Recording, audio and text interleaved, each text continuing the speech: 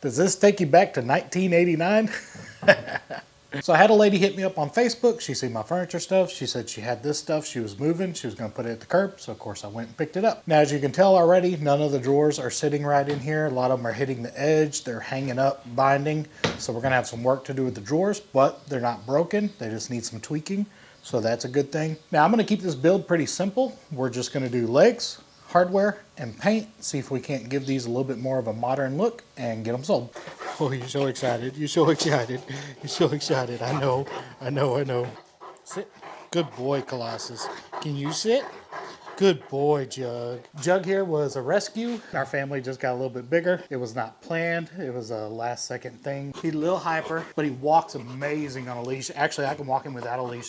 He'll stay right on my hip. So this next part here may be a little bit graphic. If that's something that you don't want to see, please skip forward about a minute. Now, I'm not going to give the details of his backstory, but I am going to share the condition that I found him in and why I decided to bring him home. Now, Jug is the exact same age and almost the same size as Colossus, but he was about 40 or 50 pounds under Colossus' weight. Even with his thick long fur, you could still see his bones and ribs and spine through his fur. At first we thought he had mange. He had these bloody scabs all the way from his head down to his tail, but after taking him to the vet, they think that he was just ate up with fleas so bad that all the scabs got infected. He also had a severe ear infection and had scratched the hide completely off of his ear. His elbows were in pretty rough shape from laying on concrete, and around his mouth was in pretty rough shape too, I'm assuming from itching so much. When I came across Jug, he was so sweet. He had that exact same Mastiff personality just like Rogue and Colossus, so I couldn't just leave him in that condition.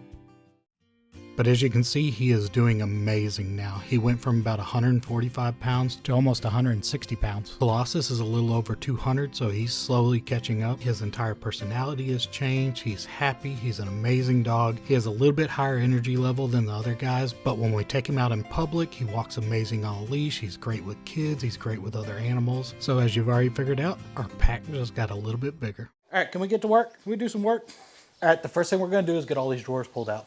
Now, normally I would recommend going through and numbering the drawers somewhere because a lot of these older pieces, even some of the newer ones, the drawer was adjusted just for the pocket it's in. So if you pull all these out, then you start putting everything back in, nothing lines up, and then you're playing this technical game of flipping everything around, trying to get them, or readjusting every single drawer. So when you get a piece, especially an older piece, make sure you go through and number the drawers before you take them out. But on this piece, none of the drawers are aligned, so it doesn't matter. I'm gonna have to go through and adjust them all anyway. So we're just gonna go through and pull them all out. Next, we're gonna flip it over, start cutting this base off, get it out of the way, and get it ready for legs. As you can already see, a lot of these are gonna be easy repairs. This one's missing the drawer stop or drawer guide right here. It's what locks it, keeps it from coming out all the way. No major damage so far, so that's always a good thing. Now we're gonna go ahead and look over everything, figure out what we need to order so we're not waiting on stuff. Looks like only that one drawer lock is broke on that side, so we're all good. I may even have one of those here.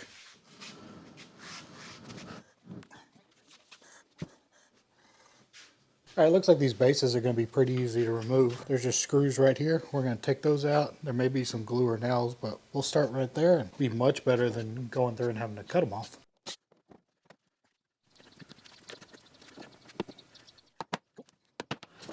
Super easy. As you can see, it had staples in there. Just need a bigger hammer. All right, all I'm doing is taking a 2x6, adding a spacer just like here. I'll cut this down in a second. And this is where our new legs will attach. So we have a good, strong connection. Hey guys, I want to apologize. I didn't realize the camera was getting out of focus. It's really struggling with this Texas heat. It's over 120 in the middle of the day in my garage. And I guess just something gets hot and shuts down inside that camera. So I'm going to go through and skip through a lot of this that's out of focus, but hopefully show enough that you get the idea of what I'm doing.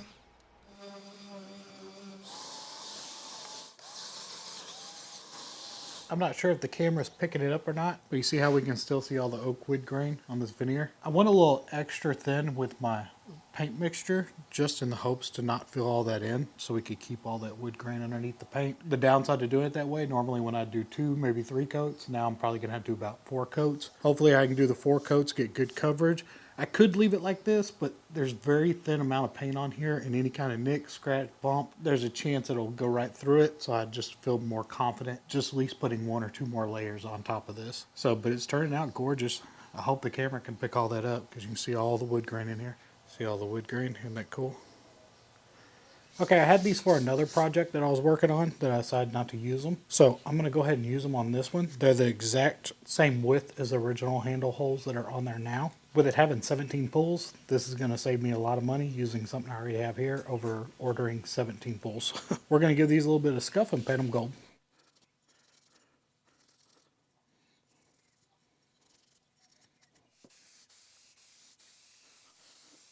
Okay, I just took a little bit of cream colored paint and watered it down a bunch. We're going to kind of do a paint wash on top of this and see how it looks. So I am trying bare polyurethane and a satin. It's a water-based polyurethane, so a polyacrylic. But unfortunately, Home Depot has stopped carrying the polyurethane I normally use, so it's always a gamble using something new. So I'm just going to go very light with it and hope for the best.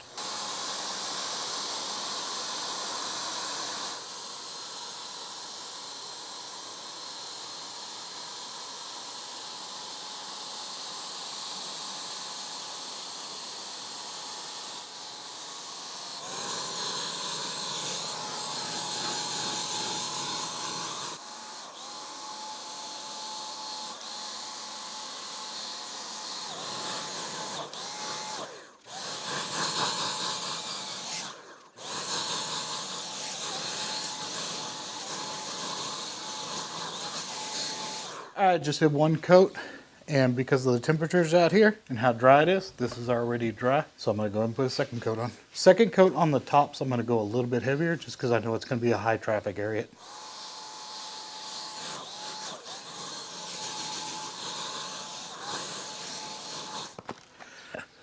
All right, I'm going to let those get nice and dry, and then once they've hardened up good, I'm going to come out here and wet sand and just get a final really smooth top and put one more coat on the tops. May put another coat on the side, I'm not sure yet. I think I got enough coverage. Like I said, using a new poly, it's experiment.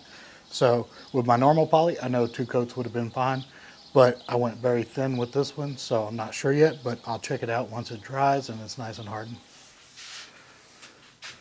All right, it's got a little bit of a texture to it, so I'm just going to take a wet sanding sponge, 800 grit wet sanding paper that I have. Need to get some more. Water with just a tiny bit of Dawn dish soap in it.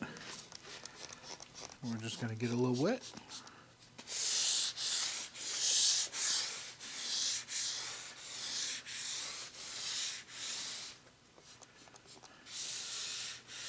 And I'm going in the same direction as a wood grain. If I go this way, there's a possibility you'll see some of the marks. As long as you go with the wood grain, even if there is marks, it won't be noticeable.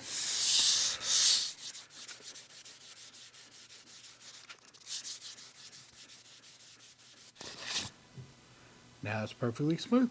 So you can't hear any of the texture now. I normally just use cut up t-shirts to wipe this down, but I'm currently out. So I have some of these microfiber cloths.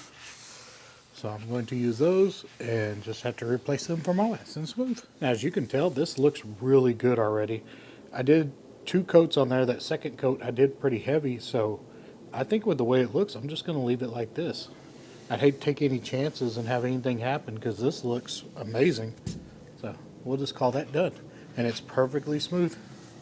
Now I'm going to flip this on its back. We're going to test the feet, and then I'll take these inside and start working on the drawers. Emily, will you come help me for a second? Thank you. I got these off of Amazon. I will say a lot of these legs come with screws, but with my experience, the screws that come with these will usually snap or strip, but they're just not the greatest quality, so I'm just going to use screws I have here.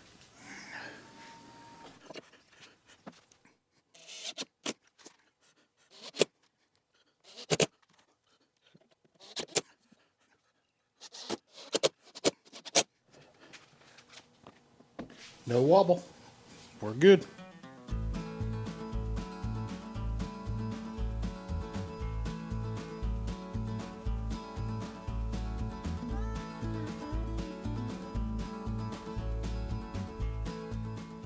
So I think I'm going to try something a little bit different. I have 14 drawers.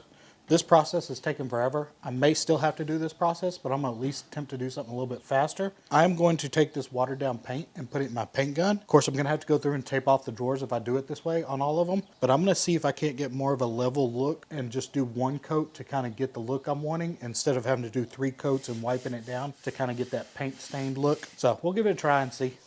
So I got the drawers painted, 2 coats of poly just like we did the tops, and I wet sanded it. Next I'm going to address the actual drawer. Sure, on camera they don't look that bad, but if you get in here closely, since they're oak, this is very rough textured, kind of splintery. We're just going to go through and hit it all with some 220. It'd probably be fine just to clean it up and put it back together like this, but I can't let it go out like that. So just going to spend a little bit of time, work it with some 220, and then may go through and put some kind of Danish oil or something on it to make it look nice and pretty.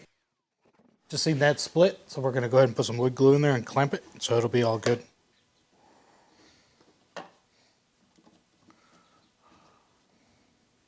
I'm just taking some Danish oil and going to let it soak in to these drawers, just make them look a little bit more crisp and new.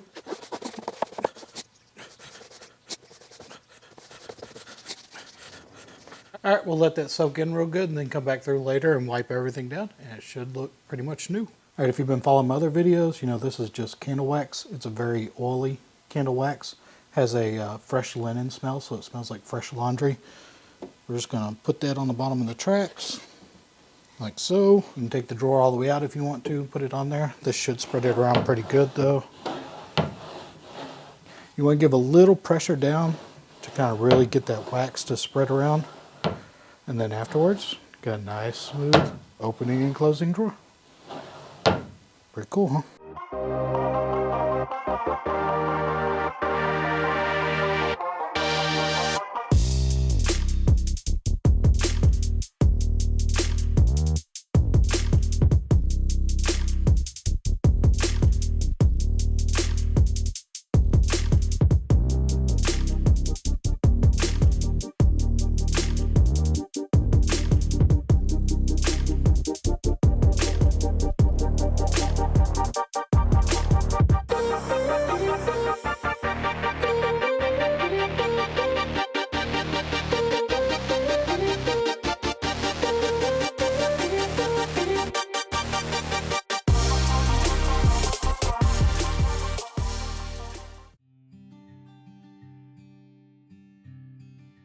Let me introduce you to Houdini, one of my favorites at the rescue. He's been there for quite a while, so I'm trying to get him seen as much as possible, so if y'all could help out by sharing, that would be amazing. Houdini is a Great Pyrenees mix. They're estimating to be about 2. He walks amazing on a leash. Most of the time, as you'll see here in a second, he keeps slack in the leash.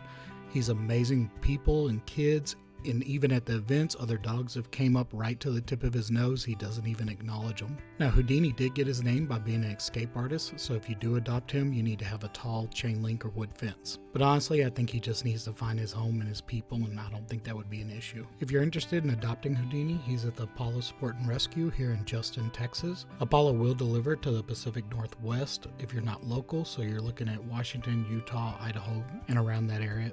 Thanks for watching, guys, and we'll see you on the next flip.